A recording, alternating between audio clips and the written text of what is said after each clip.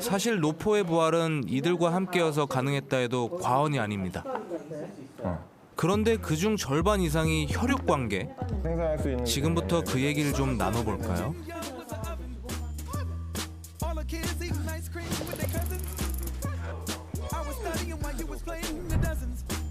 반영해가지고 그건 7월 그 정산으로 마감해줘서 그 과장님이랑 나한테 창조를 보내줘야 돼.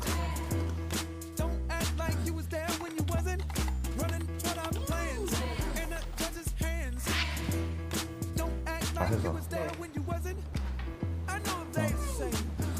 하나 더 드릴지 말지 지금. 조명이 어떠나? 한 여름에 가족 개업이니까 뭐 가능한 얘기지만 굳이 누나 셋을 다 불러 모아야 했던 이유가 있었던 걸까요? 이야기는 다시 화려했던 그 시절로 거슬러 올라갑니다.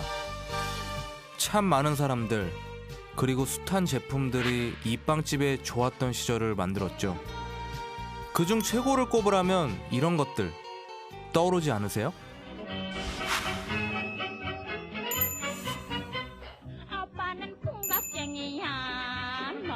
장인들 손에서 탄생한 그때 그 시절의 제품들은 지금까지 이 빵집의 시그니처.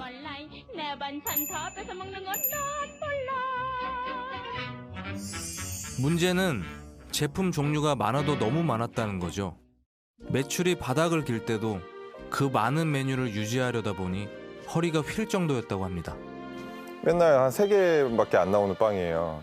근데 그게 안 팔릴 때도 있는데 그래서 제가 아버지께 이렇게 이거 사실 비용 아니냐, 안 나와야 되는 빵이 아니냐 이렇게 말씀을 드렸는데 계속 이것만 사러 오는 할머니가 있는데 언제 올지 모르는데 이거 계속 만들어서 드려야 된다. 그때 몇십 년 단골이시다 이렇게 말씀하시더라고요. 그래서 근데 저는 되게 멋있다고 생각했어요. 그 얘기가.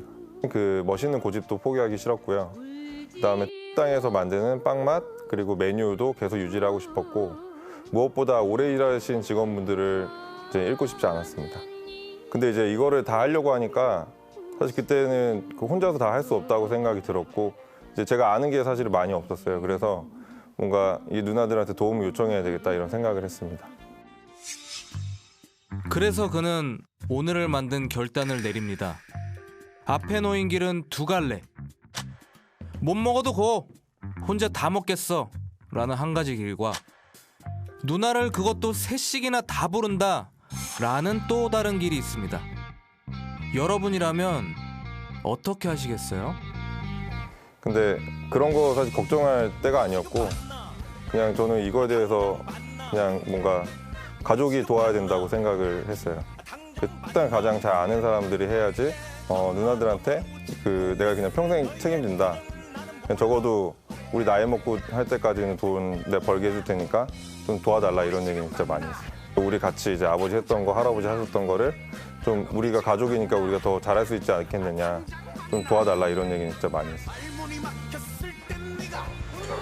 어느 날 전화가 와서 망할 것 같아, 안 되겠어, 나와야 될 것 같아.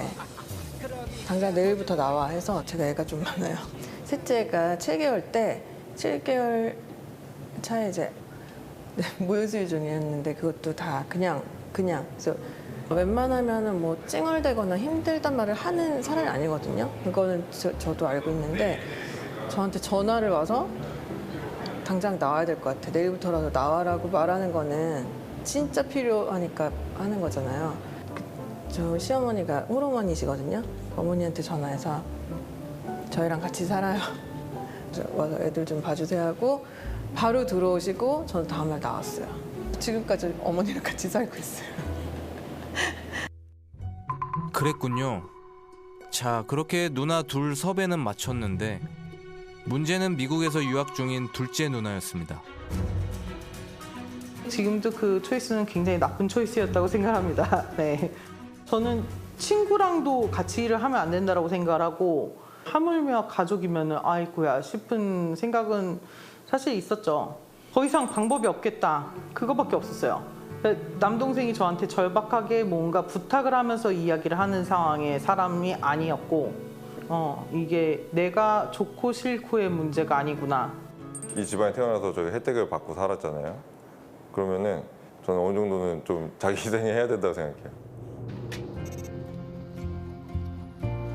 빵집과 태극기의 조합이라 워낙 오랫동안 해온 일이라 여기선 아주 자연스럽다고 합니다. 그냥 보기만. 뭔가 그 국가의 보탬이 돼야 된다고 항상 말씀하셨기 때문에 그런 거는 저희가 꼭 그 가치는 이어가야 된다고 생각을 하고 있습니다. 그 전쟁통도 다 겪으시고 그 다음에 해방하고 나서부터 이제 하신 거잖아요. 그러니까 뭔가 그 국가에 대한 그 생각이 되게 남다르셨던 것 같긴 해요. 돈 주고 살래야 살 수 없는 전통의 가치란 이런 모습일 수도 있겠네요. 신전무 남매들의 이른바 밥상머리 교육은 아주 철저했다고 합니다. 특히 할아버지는 돈도 많이 버셨지만 좋은 일도 앞장서 하시는 실천의 사나이셨다고 합니다. 주말이 되면 누구도 빠짐없이 할아버지 댁을 방문해야 했던 그 기억이 오늘 남매들을 뭉치게 했는지도 모르겠습니다. 직장까지 같아졌으니 서로에 대해 더 잘 알게 돼서 뭐 좋기도 하지만 껄끄러울 때도 가끔 있겠어요. 근데 내가 만든 거 진짜 맛있네. 맛있네. 진짜 맛있어. 정말 다행이네. 오늘 남매들 입에 오른 건 둘째 누나. 악이 없는 과거털이가 시작됐습니다. 이게 김치가 아니라 그냥 힘이 엄청 센 사람이에요. 중학교 때까지 남자애들이랑 싸우던 거 같아 진짜. 기억나지? 그래서 저기 공국방 1층 방에서 내가 너무 열이 받아가지고 뭐라고 했다가 내가 이렇게 했나? 끌어당기니까 진짜 뻥이 아니라 나를 이렇게 해서 바닥에 이렇게 딱 눕혀서 여기 딱 팔딱 잡았어. 나보고 못 이기니까 하지 마라. 하지 마. 너 기억나지 않나? 하지 마. 오호. 흥미로운 이야기엔 늘 시작점이 있기 마련이죠. 어렸을 때요? 저는 많이 당했죠.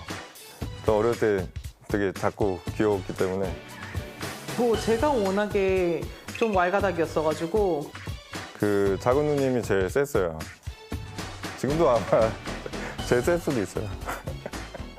과족회사 가면 안 된다고 하잖아요, 다들.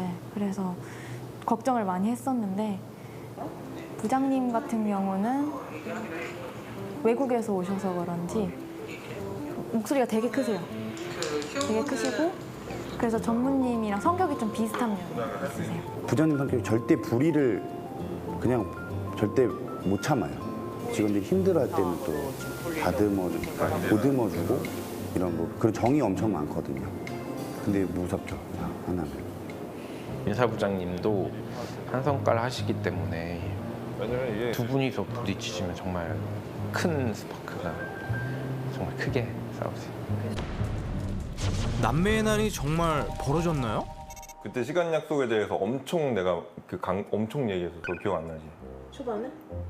둘이서 막 나한테 불만을 둘이서 동시에 나한테 막 뭐 얘기했었지? 아니야 막 그때 막 손님들 입고 하는데 막 언성 높이면서 싸웠었어. 한마디 했었잖아.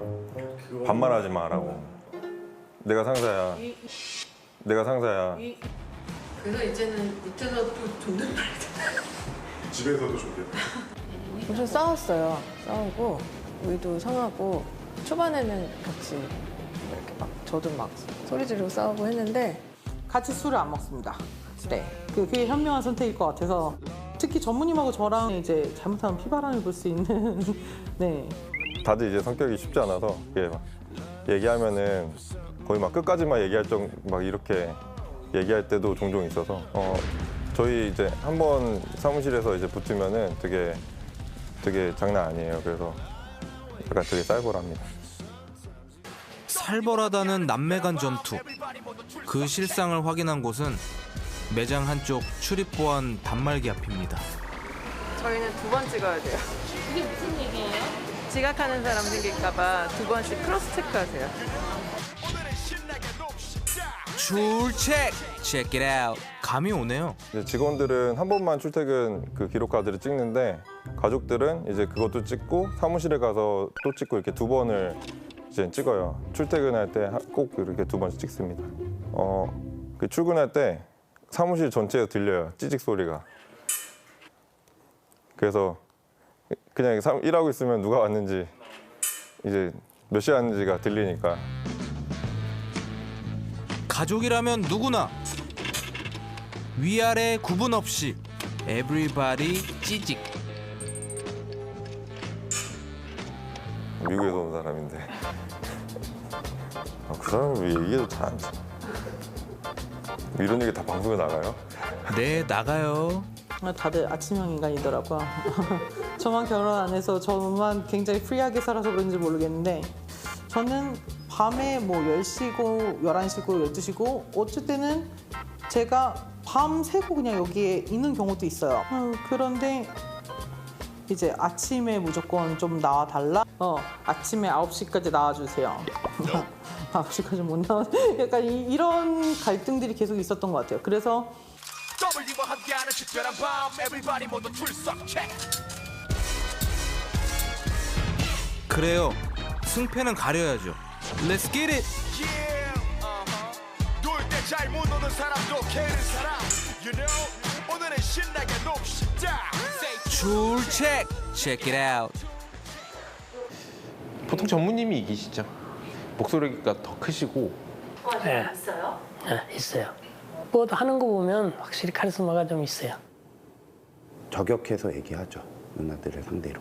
저희 다 있는 데서.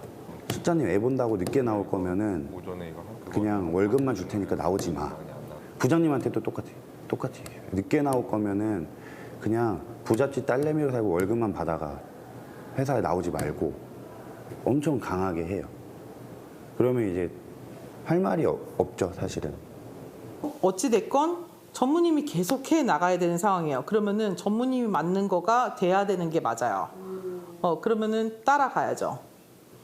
까라면 까는 일. 하라 그러면 해야죠. 저는 불만 없어요. 사실 그거는 진짜 무조건 잘 해야 되는 거라고 생각하고 있어요. 출근은 사실 너무 당연한 거잖아요. 너무 당연한 얘기해서 좀 쑥스러워요 지금. 명절에는 저 카운터에서 계속 포장하고 있거든요. 그러니까 직원들은 이제 그 외에 출근은 못하게 하고. 그래서 그냥 약간 솔선수범인 거죠 어떻게 보면. 그래서 출근 그것도 그 일부러 저기 보이는 데다가 그 무식한 그 찌찌직 그 옛날 방식을 쓰려고 하는 거가 그냥 약간 상징이라고 생각을 하거든요. 그럼 이거 하나 성적표다. 그래서 이게 출근 성실도의 성적표니까 사실 어떻게 보면 저도 낙하산이란 말이에요. 근데 가족 사업이니까 이제 형제들이 그 손주들이 그 자식들이 일을 하고 있고 근데 그 가족들이 솔선수범 안 보이면은 안 되지 않냐. 저는 이제 그거죠. 가족 기업에서 오는 그런 비합리적인 판단이라든지 뭐 누구는 되고 누구는 안 되고 뭐 이런 것들이 없어요. 전무님이 딱 공과사 구별돼 있는 게 저는 딱 제일 인상 깊고 그런 공과사 확실히 해버리는 부분이 있으니까. 저는 또 제가 직장 상사로서 존경하는 부분이기도 하죠.